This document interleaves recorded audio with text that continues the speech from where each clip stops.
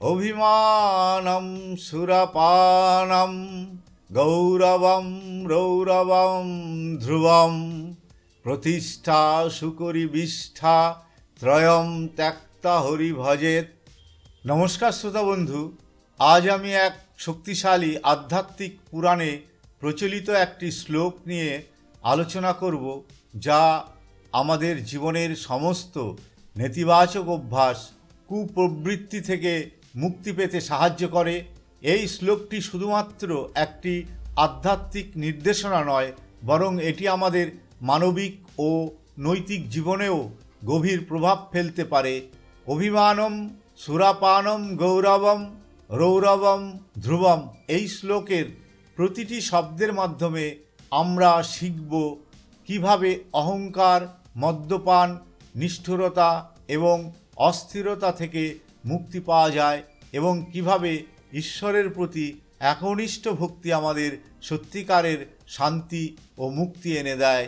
ভিডিওটিতে আমি বিস্তারিতভাবে জানাবো এই শ্লোকের তাৎপর্য, এর গুরুত্ব এবং কিভাবে এটি আমাদের দৈনন্দিন জীবনে প্রয়োগ করতে পারি।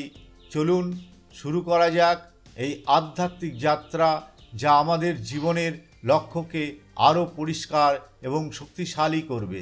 হ্যাঁ বন্ধু, চ্যানেলটি সাবস্ক্রাইব করতে ভুলবেন না এবং ভিডিওটি ভালো লাগলে লাইক, কমেন্ট ও শেয়ার করুন। এই শ্লোকটি একটি শক্তিশালী আধ্যাত্মিক সূত্র, যা জীবনের বিভিন্ন দুঃখ ও মোহ থেকে মুক্তি পাওয়ার জন্য প্রার্থনা করে।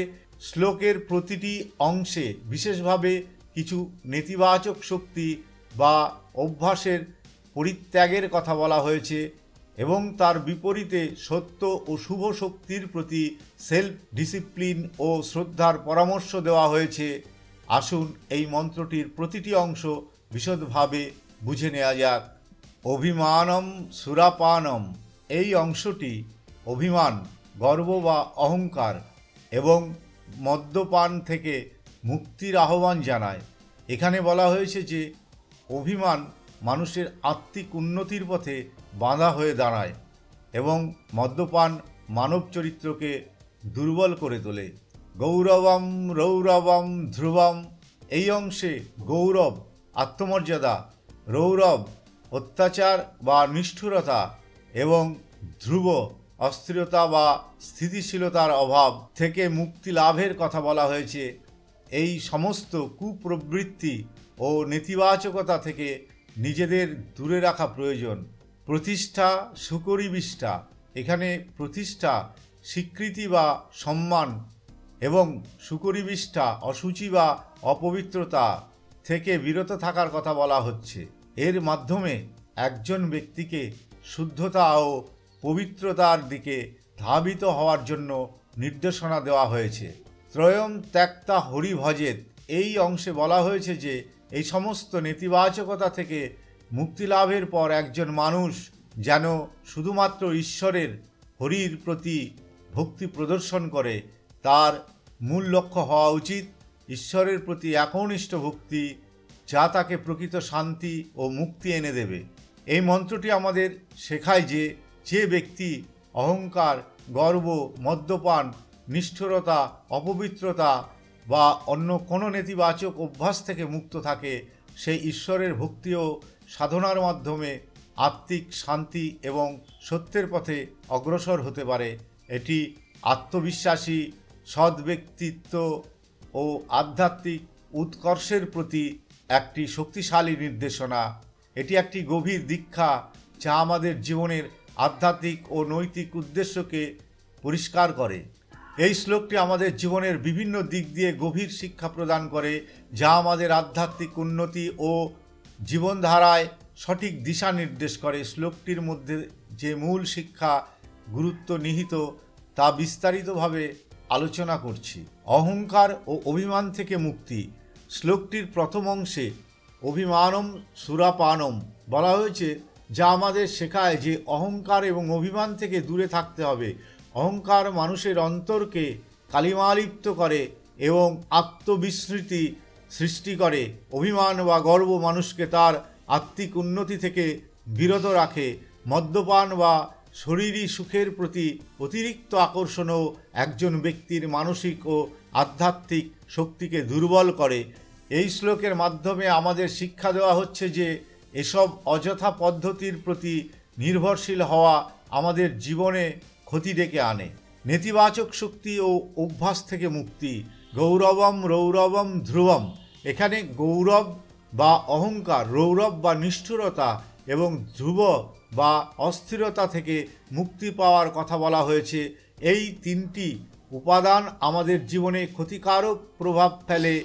অহংকার ও গৌরব আমাদের মধ্যে তিক্ততা সৃষ্টি করে। রৌরব বা নিষ্ঠুরতা আমাদের হৃদয়কে কঠিন ও অমানবিক করে তোলে এবং ধ্রুব বা অস্থিরতা আমাদের মনকে শান্তি থেকে দূরে রাখে। এই তিনটি বিষয় থেকে মুক্তি পাওয়া মানে সত্যিকার সুখ ও শান্তি লাভ।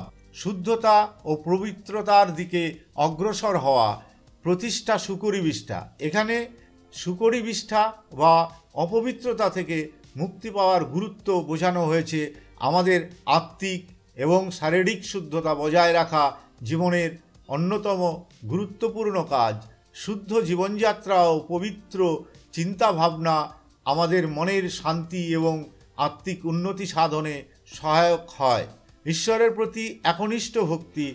শ্লোকটির শেষ অংশে ত্রয়ম ত্যক্তা হরি ভজেত বলা হয়েছে, অর্থাৎ এসব নেতিবাচক অভ্যাস এবং চিন্তা থেকে মুক্ত হয়ে ঈশ্বরের ভজনে মনোনিবেশ করতে হবে। হরির ভজন বা ঈশ্বরের প্রতি একনিষ্ঠ ভক্তি এবং সাধনা আমাদের অন্তরকে শুদ্ধ করে, আমাদের জীবনে সত্যিকার শান্তি ও পূর্ণতা নিয়ে আসে। ঈশ্বরের প্রতি ভক্তি মানব জীবনের চূড়ান্ত লক্ষ্য হওয়া উচিত, কারণ ঈশ্বরই সর্বোচ্চ সত্য ও শান্তির উৎস। শ্লোকটির গুরুত্ব। আধ্যাত্মিক উন্নতি।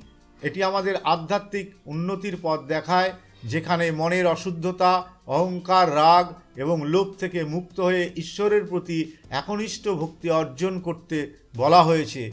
মানবিক মূল্যবোধের গুরুত্ব। শ্লোকটি মানুষকে মানবিক গুণাবলী যেমন সহানুভূতি, দয়া এবং শুদ্ধতা বজায় রাখতে উৎসাহিত করে।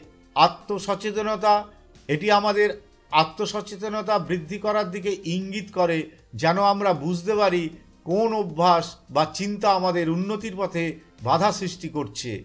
অন্তর্জগতের শান্তি। এর মাধ্যমে আমাদের শেখানো হচ্ছে যে বাহ্যিক সুখ বা ভোগের প্রতি আকর্ষণ নয়, বরং ভেতরের শান্তি ও শুদ্ধতার প্রতি মনোনিবেশ করাই সত্যিকার সুখের পথ। এই শ্লোকটির মাধ্যমে যে শিক্ষা নেওয়া যায় তা হলো মানব জীবনে সমস্ত নৈতিক এবং আধ্যাত্মিক বাধা দূর করে শুধুমাত্র ঈশ্বরের প্রতি নিষ্ঠা ও ভক্তি গড়ে তোলা। নমস্কার বন্ধু, আজ এই পর্যন্ত। পরবর্তী ভিডিওতে দেখা হবে।